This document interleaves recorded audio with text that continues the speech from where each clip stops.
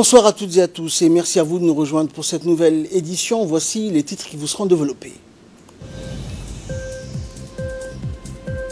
Le président de la République a inauguré un atelier Liban, donc une première dans le continent, afin de fournir une formation professionnelle aux jeunes du LIC. Et le 3e anniversaire de l'hôpital militaire des armées Omar Hassan al-Bashir a été célébré aujourd'hui en présence du chef de l'État et de la première dame. Et un secouriste palestinien a été tué hier par des tirs israéliens près de Bethléem, en Cisjordanie occupée. Voilà donc pour les titres, merci à vous de nous rejoindre. La formation professionnelle était aujourd'hui à l'honneur au lycée industriel et commercial de Djibouti. En effet, le président de la République, Ismaël Omar Guelleh, a procédé aujourd'hui à l'inauguration du premier centre d'atelier Louban destiné aux métiers ferroviaires. Il s'agit donc du premier du genre dans le continent, et ce afin de fournir une formation professionnelle aux jeunes lycéens techniques.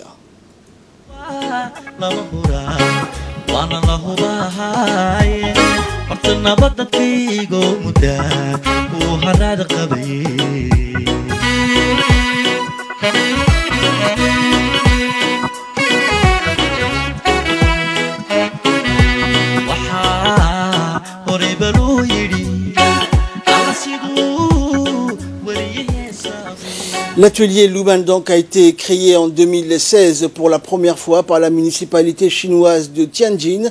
Il servira de plateau technique régional dédié donc à la formation aux métiers de transport ferroviaire. L'atelier Liban du LIC de Djibouti donc va servir la ligne de chemin de fer entre Djibouti et Addis Abeba. Dans sa première phase, l'atelier Louban va dispenser 4 spécialités de formation: l'exploitation et la gestion ferroviaire, l'ingénierie et la technique ferroviaire, ainsi que le commerce international et la gestion logistique. L'enseignement sera dispensé par des professeurs de l'université de Tianjin. L'université et ce centre donc dispose de 4 salles et une zone d'enseignement pour les spécialités ferroviaires, ainsi que 3 salles et une zone pour les spécialités commerciales. La cérémonie a été présidée par le président de la République, Ismaël Omar Guelleh, accompagné donc de la première dame et présidente de l'UNFD, Khadra Mohamed Haïd, des membres du gouvernement, d'une forte délégation chinoise de la société chinoise CCECC spécialisée dans l'ingénierie civile et la construction, et l'ambassadeur de Djibouti. L'atelier Louban donc contribuera au développement économique de Djibouti, et l'enseignement proposé donc est conforme aux normes internationales.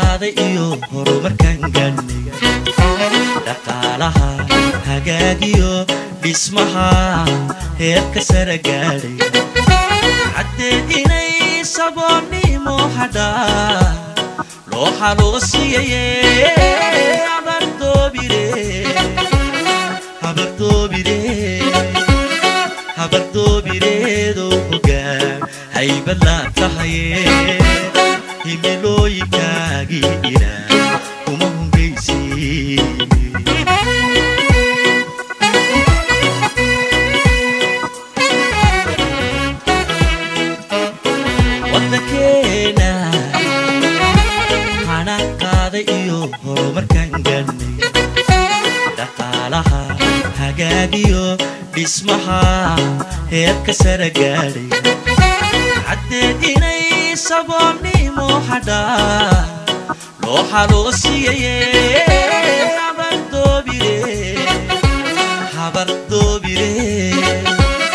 habardoobire hoggaan haybad la tahaye himilooyinkaagii ilaah kuma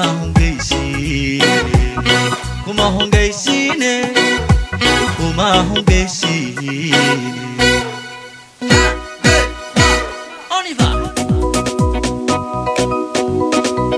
afrikada iswada haysatiyo eeyadowga qiiqaya halistiyo coladaha waqtigan caalamka hadheeyey hirarkani ahaa siyaasadaha lagu halaabayo baladiga mooye nin kale mohor istaagine adahilika loo maro yaqaan hawl kastoo adage haytalada oo horay u soco waa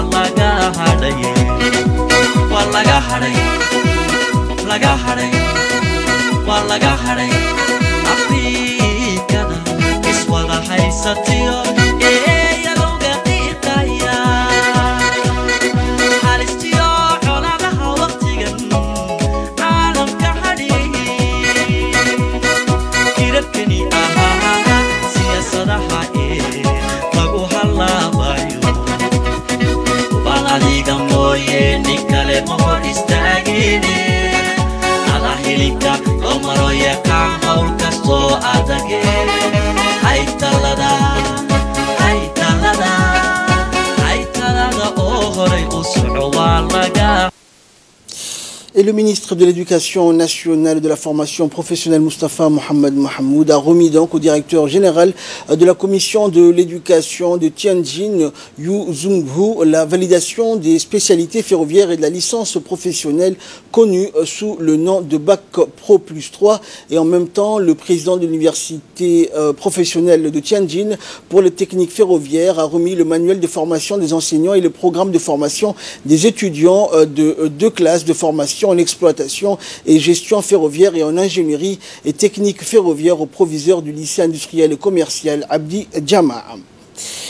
Et par la suite, les personnalités et officielles chinoises se sont également réjouis de l'organisation d'un tel événement. Ils ont indiqué que c'était un honneur pour eux et un réconfort d'être accueillis à Djibouti dans l'enceinte de cet emblématique lycée industriel et commercial.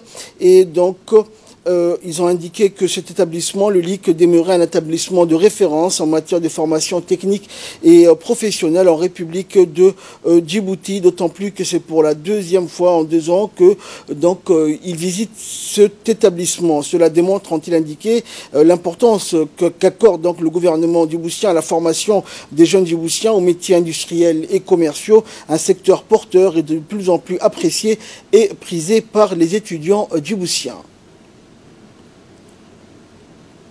Et l'ambassadeur de Chine à Djibouti a indiqué que cet événement était un pas de plus dans le raffermissement des relations entre la République populaire de Chine et la République de Djibouti. On l'écoute. L'atelier Lupin de Djibouti est officiellement inauguré aujourd'hui. Première de ce genre en Afrique, l'atelier Lupin de Djibouti ouvrira un nouveau chapitre de la coopération de la formation professionnelle entre la Chine et Djibouti. À cette occasion, je tiens à adresser au nom de l'ambassade de Chine mes plus chaleureuses félicitations à l'achèvement de ce projet et mes salutations distinguées à tous ceux qui ont participé, djiboutiens et chinois, à la réalisation de cet atelier. Et le ministre de l'Éducation nationale a à son tour rappelé donc que cet atelier Luban trouve donc exactement sa place dans le lycée industriel et commercial. Il s'agit, a-t-il dit, d'un projet lancé par le gouvernement visant à fournir une formation technique et professionnelle de pointe, à promouvoir des réformes modernes dans l'enseignement professionnel et à renforcer la collaboration entre les écoles professionnelles. On écoute le ministre.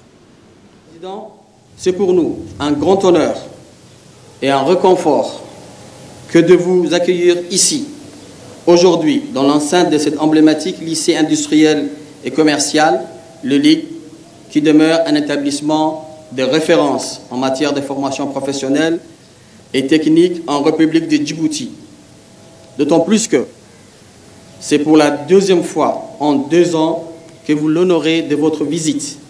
Cela démontre, si besoin en était, l'importance que vous accordez à la formation de nos jeunes aux métiers industriels et commerciaux, un secteur porteur et de plus en plus apprécié par nos élèves.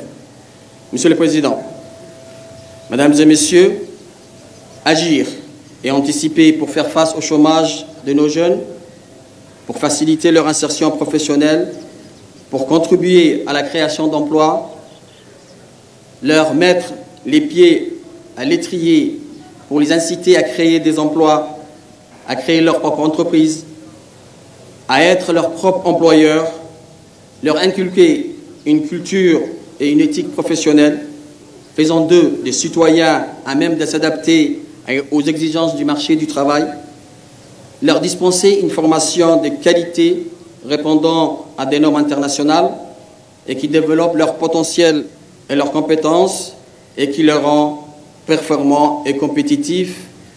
Telles sont notre ambition, notre priorité, notre cheval de bataille, et c'est sur quoi nous nous attelons avec force, foi et détermination. En effet, conformément à la feuille de route que vous m'avez tracée, Monsieur le Président, il s'agit pour mon département de relever le défi, de contribuer aux actions du gouvernement axées sur la stratégie que vous avez définie. Il nous incombe de constituer un vivier en faisant des ressources humaines qualifiées pour accompagner, alimenter et sous-tendre tous les projets et les chantiers d'envergure dans lesquels notre pays est fermement engagé pour se faire une place dans le concert des nations et s'y positionner en tant que protagoniste.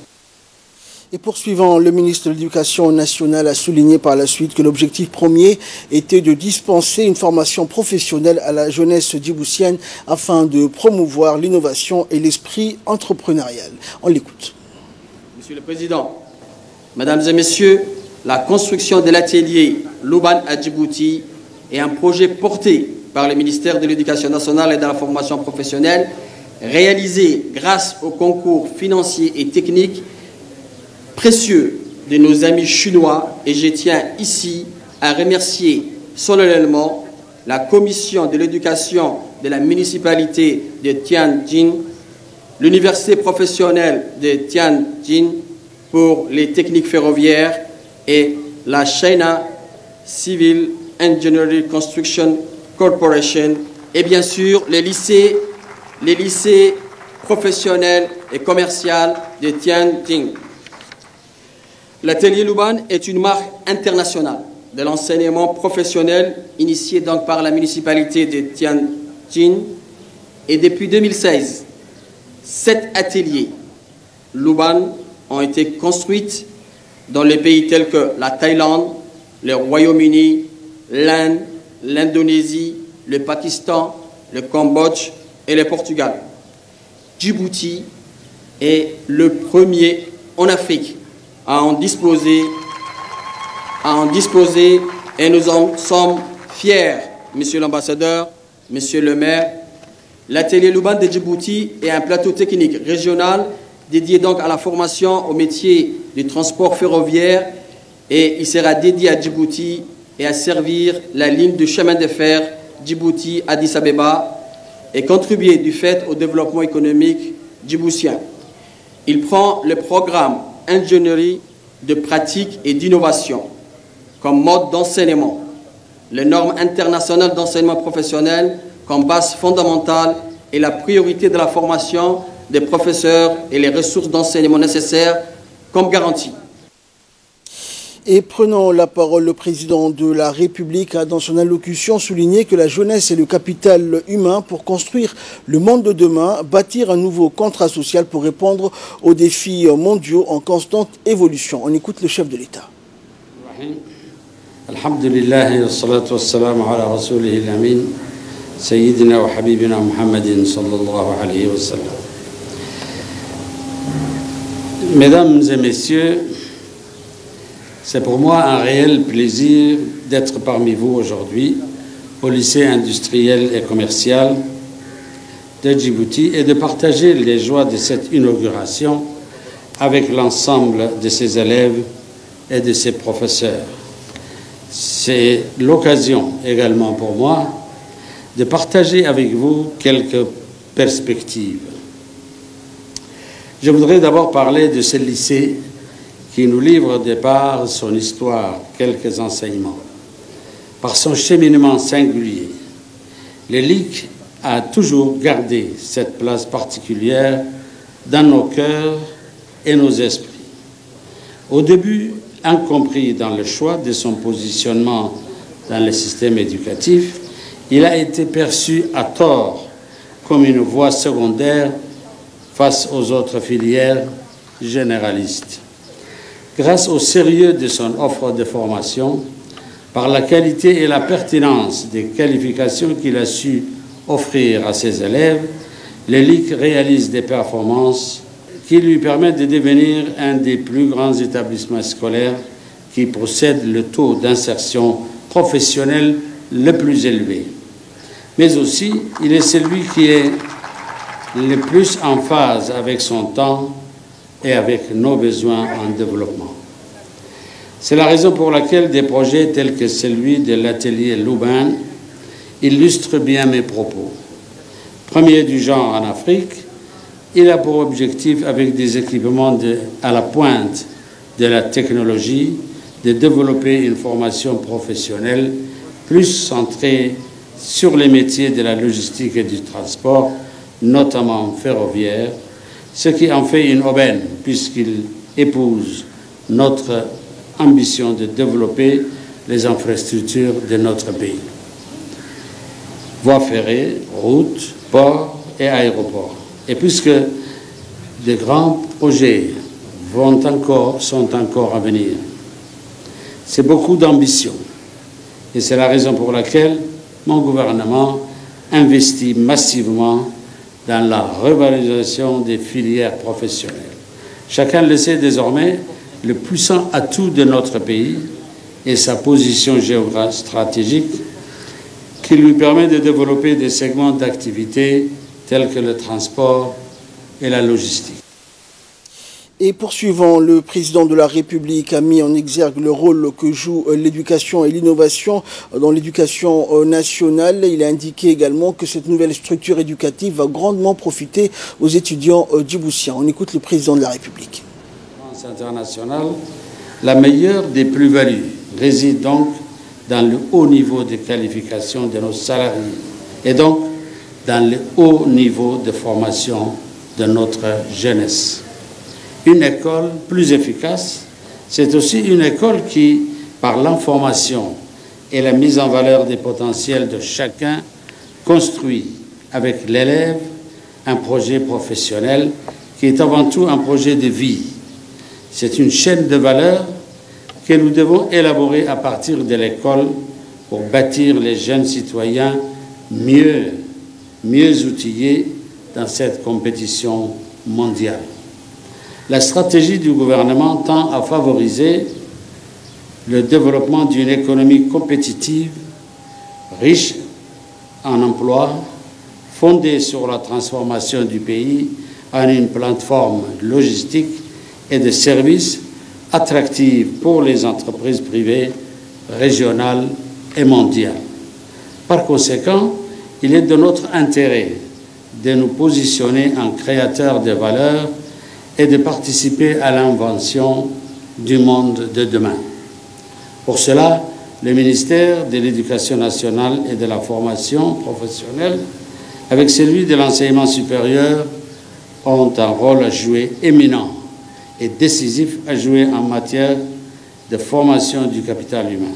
Il est donc important qu'ils soient sur ces sujets à l'avant-garde en anticipant sur les mutations et les besoins du marché du travail, non seulement local, mais aussi régional et international, par le choix d'une ingénierie de formation intelligente, évolutive et réactive pour une éducation, pour une adéquation avec les exigences nationales et les évolutions socio-économiques et technologiques.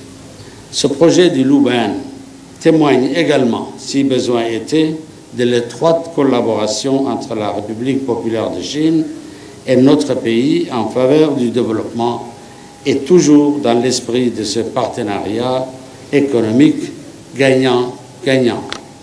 Je voudrais ici remercier tous ceux qui y contribuent à le faire fructifier et qui font confiance à notre République dans le choix de leur investissement. Je vous remercie. Et par la suite, le président de la République, Ismaël Omar Guelleh, les hautes personnalités présentes ont procédé à la signature du livre d'or du LIC après une cérémonie grandiose d'inauguration du premier centre d'atelier Louban destiné aux métiers ferroviaires. Le chef de l'État a également visité donc durant cette cérémonie l'atelier Louban, composé de salles équipées de matériel pour le commerce, mais aussi pour la logistique. Cet atelier donc a pour objectif de fournir une formation professionnelle aux personnel local afin qu'ils puissent travailler dans des entreprises. De techniciens qualifiés en matière de chemin de fer que les anciens ouvriers dans le domaine ont déjà maîtrisé il y a 100 ans. Ainsi, on est, a-t-il dit, en train de former les futurs ouvriers et techniciens qualifiés en matière de technique ferroviaire pour qu'ils puissent à leur tour devenir des formateurs pour ceux qui viendront. Le président de la République a poursuivi ses propos en remerciant le gouvernement chinois. Nous accueillons à bras ouverts, a-t-il dit, ceux que ce même État a envoyés et délégués à Djibouti avec à leur tête l'ambassadeur de Chine à Djibouti.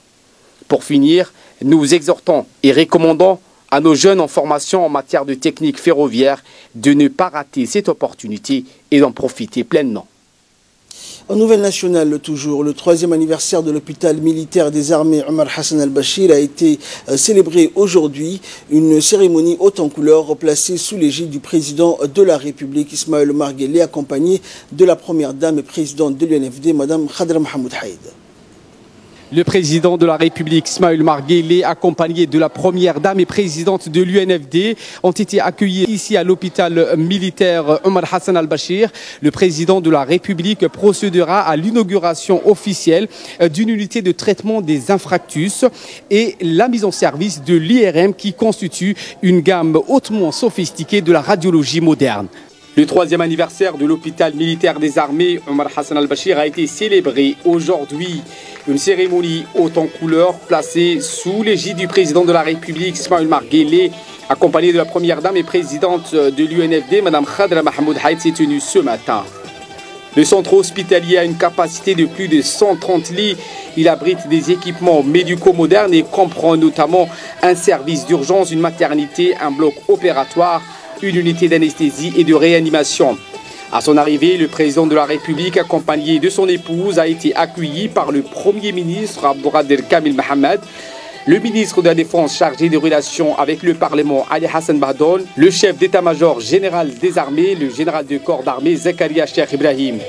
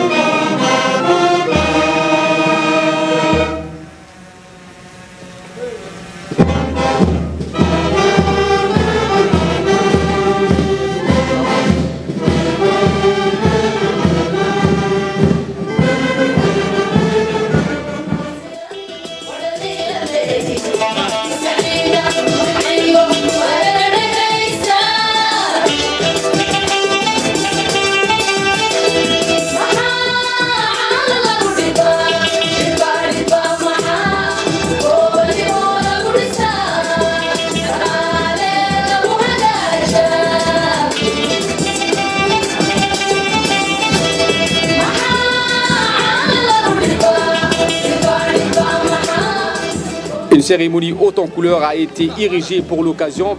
Le nouvel hôpital militaire est un symbole fort de la solidité des liens d'amitié unissant Djibouti et le Soudan. Sa création témoigne également de l'excellence des relations d'amitié et de coopération entre les deux pays frères.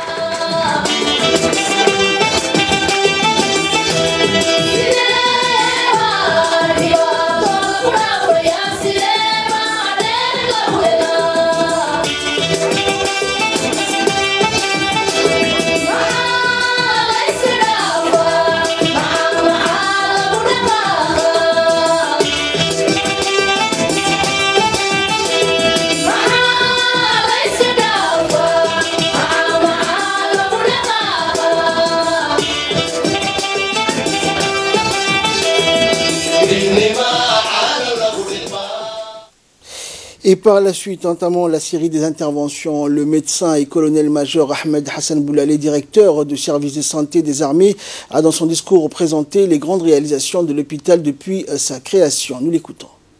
C'est un grand honneur et un privilège pour nous de vous accueillir ici au sein de notre premier hôpital militaire à l'occasion de sa 3e année d'exercice.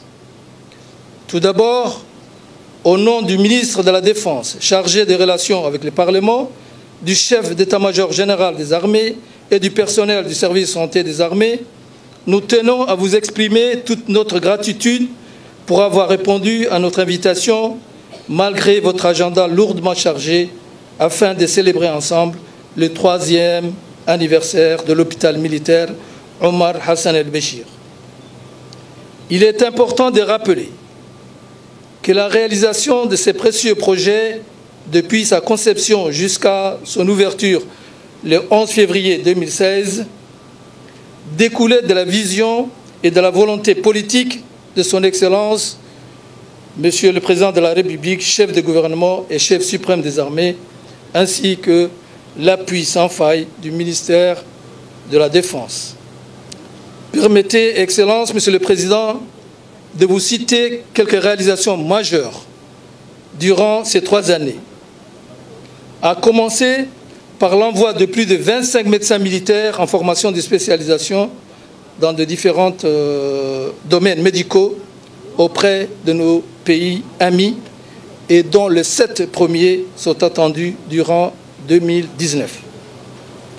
Ensuite, l'extension du bâtiment principal de l'hôpital par la construction d'une aile de cardiologie faisant passer la capacité litière de 98 à 130 lits.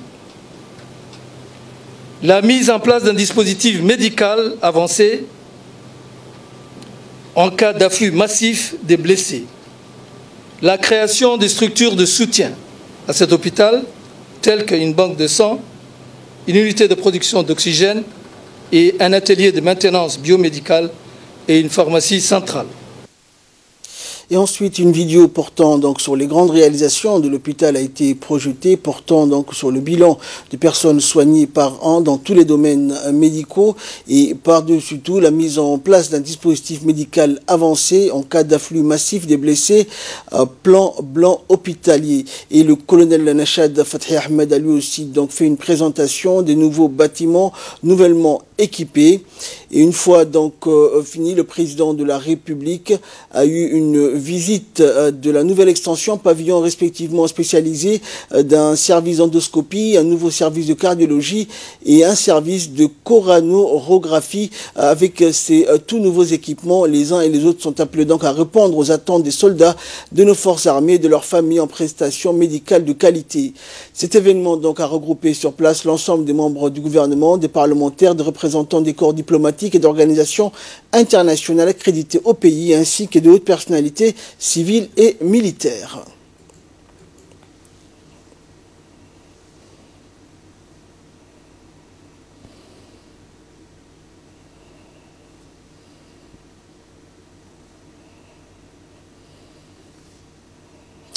Et enfin, cette journée s'est clôturée par un rafraîchissement offert par le haut commandement militaire. Ce moment de détente et de repos vibrait donc au rythme des sons et mélodies interprétés par le groupe d'artistes des corps armés connu sous le nom de Harbi. Regardez.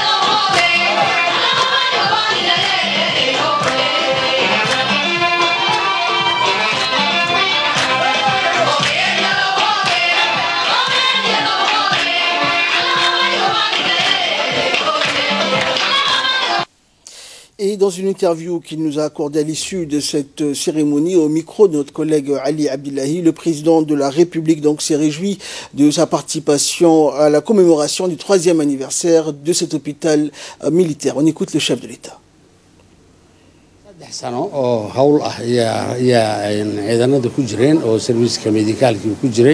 Après 3 années d'existence, l'hôpital Omar Hassan al-Bashir s'est doté des matériels sophistiqués et le personnel n'est pas en reste.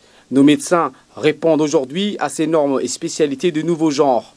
Le président Ismaël Marguelé a indiqué qu'avec la mise en service d'une unité de traitement des infarctus, c'est une aubaine pour nos concitoyens car ceci allégera le déplacement de nos patients vers des pays éloignés et coûteux. C'est un manque à gagner. Tout ceci découle des efforts de nos personnels militaires qui ont doublé les capacités d'accueil de l'hôpital qui fête aujourd'hui ses 3 ans d'exercice.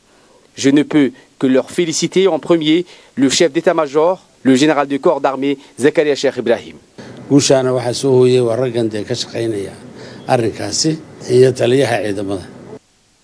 Et présent aux côtés du chef de l'État lors de cette cérémonie du 3e anniversaire de l'hôpital militaire, le ministre de la Défense, Ali Hassan Bahdoun, est intervenu également au micro de notre équipe qui était sur place pour la couverture de cet événement.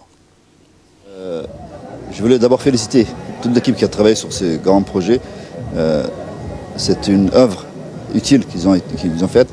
Je pense qu'aujourd'hui, cet hôpital qui est niveau 3, c'est-à-dire un des plus hauts niveaux, le plus haut niveau en termes de médecine, un hôpital de ce type ne se trouve pas dans la région, sauf à Nairobi. Donc c'est un exploit qui a été réalisé. C'est un hôpital qui n'a que 3 ans. En 3 années, atteindre le niveau 3, c'est un exploit que je réitère mes félicitations. Je crois que nous avons une équipe qui a la volonté d'avancer, une équipe qui veut démontrer que nous, Djiboutiens, on est capable quand on veut. Et c'est des militaires, c'est des médecins, donc 2 qualités qui sont à apprécier. Et je pense qu'ils ont fait un travail formidable et je voulais donc féliciter toute l'équipe qui a fait ce travail formidable. Et hormis les personnalités et officiels présents à cette cérémonie, notre équipe de reporters a également recueilli les réactions des participants. Je remercie son Excellence le président Ismaël Omar Guelleh et sa première dame, Khadra Mohamed Haïd, de nous avoir honoré le 3e anniversaire de l'hôpital militaire et de l'ouverture de certaines unités de notre hôpital. Et toute cette gamme de technologies, ce n'est pas seulement les militaires qui vont pouvoir bénéficier, mais aussi les civils qui pourront bénéficier. Et l'hôpital est ouvert à tout genre et partenaires de l'hôpital militaire.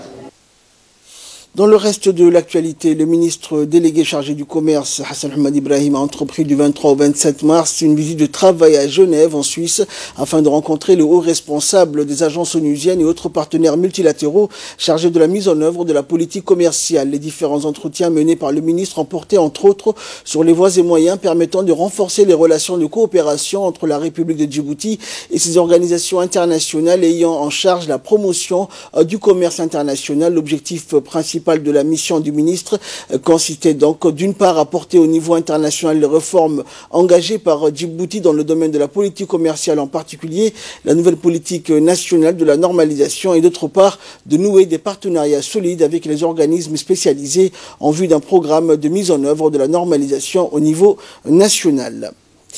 Le secrétaire d'État à la jeunesse et au sport, Hassan Mohamed Kamil, a reçu aujourd'hui l'ambassadrice de la République fédérale d'Allemagne à Djibouti, Anke Holstein. Cette rencontre d'importance qui s'est déroulée en présence de ses proches collaborateurs a d'emblée porté sur l'excellente relation de coopération bilatérale qui unissent les 2 pays. Madame Holstein donc a tout d'abord remercié le responsable étatique pour l'accueil qui lui a été réservé et lui a fait part de son amour inconditionnel pour le sport en général et plus particulièrement pour la course et la plongée. Elle a ensuite évoqué un certain nombre de points sur les tenants et aboutissants de la future collaboration entre les 2 institutions. Et la Poste de Djibouti a réceptionné hier un don de moto pour les facteurs. Ce don a été offert par la Poste de Turquie et l'agence turque de coopération et de développement, la TICA. La cérémonie de réception a vu la participation donc du secrétaire général du ministère de la Communication, de l'ambassadeur de la Turquie à Djibouti, du directeur de la TICA et du directeur de la Poste de Djibouti. Les motos octroyées par la coopération turque sont au nombre de 6 et elle va renforcer donc sans doute le travail louable que rend la Poste de Djibouti à ses concitoyens afin de livrer et de distribuer des colis, des lettres ou autres dans un laps de temps très court.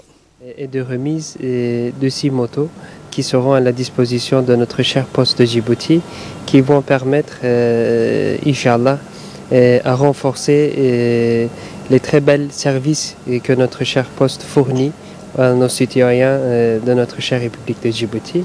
Nous sommes très contents que cette coopération puisse servir à la bonne distribution, au bon service pour la poste de Djibouti, qui est une poste assez ancienne.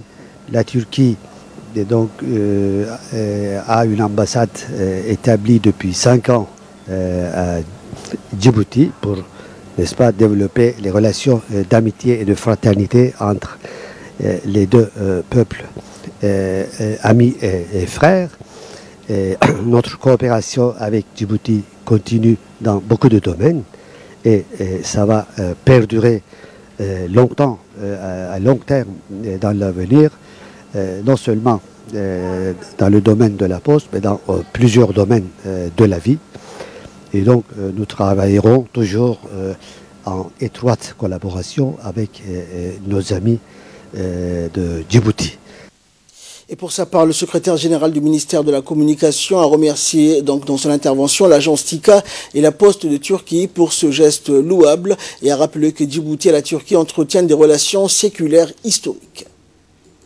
Je voulais remercier au nom du ministère de la Communication le représentant de TICA turc et l'ambassadeur de la Turquie pour ce projet de coopération qui, on le rappelle, a été le fruit des relations avec la poste turque et la poste de Djibouti.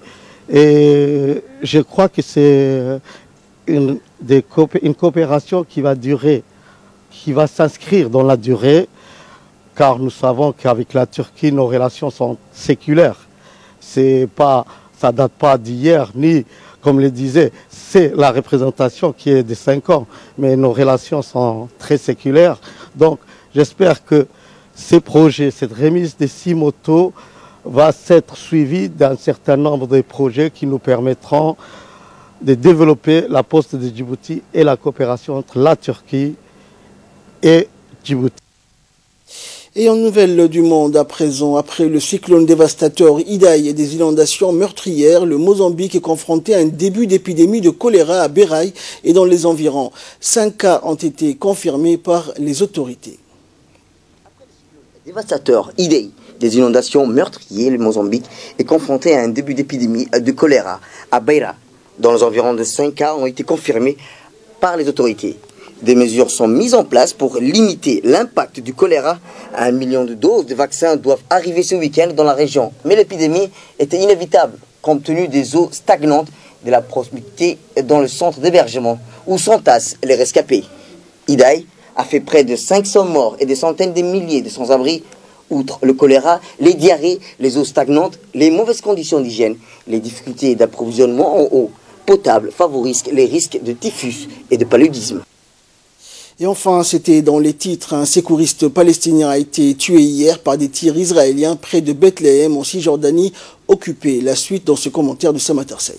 Il est mortellement touché alors qu'il essayait de soigner des personnes blessées lors d'affrontements entre manifestants et forces israéliennes dans un camp de réfugiés.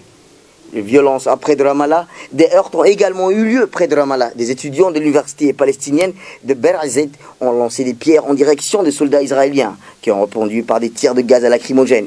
Les manifestants palestiniens voulaient dénoncer un raid de l'armée israélienne dans l'université. Les accrochages se sont produits au niveau du point de contrôle militaire près de la colonie juive. Situation tendue également à Gaza, théâtre d'hostiles récurrentes. Le chef de Hamas s'est rendu dans les débris et son bureau touché par des frappes israéliennes. Des frappes qui, d'après l'armée israélienne, venaient en représailles à des tirs de roquettes à Palestiniens.